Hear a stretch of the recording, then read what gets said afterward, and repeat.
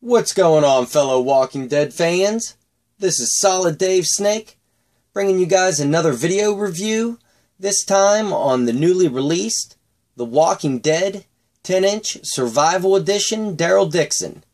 And if you got last year's Walking Dead 10-inch Daryl Dixon, you'll be very familiar with this figure because it is the same exact figure, just with blood splatter and a slight few different paint variation details throughout the figure. So I will pull out last year's version and let you see the differences between these two.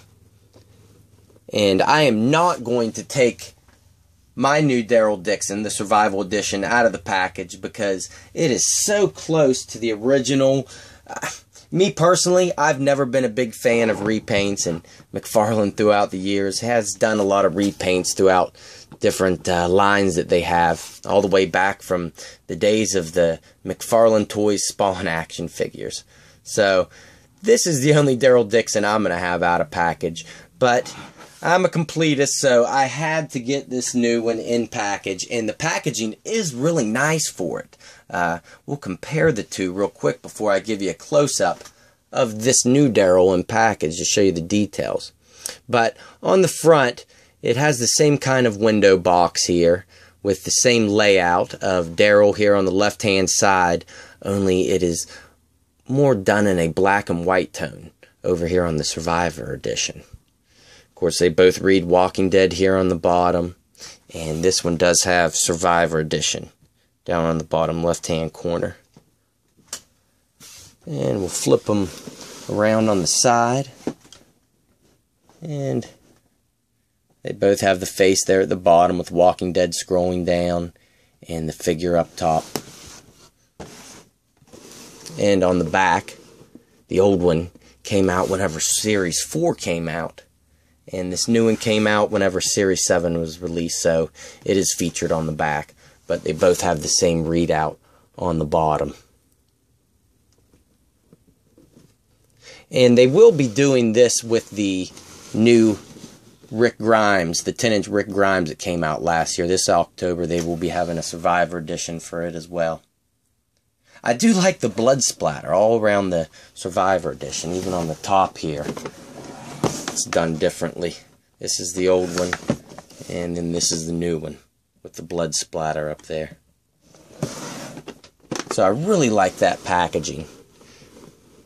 And even though I'm not a fan of repaints, I do think that this overall was a good idea, having this new repainted version of Daryl, because whenever he was first released, he sold out extremely quick, and they reissued him that following summer, and it sold out pretty fast as well. So rather than releasing the same figure again and kind of flooding the market for it and bringing down the value for us collectors, it was nice to have a repaint, because that doesn't hurt the value of the old figure now, having this repaint, since it is different. And it's a nice way for people that didn't get that original 10-inch Daryl Dixon to now have an opportunity to get it.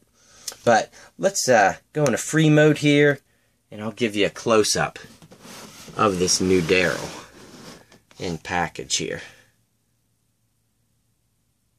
Let you see the way they painted these bloody details on them.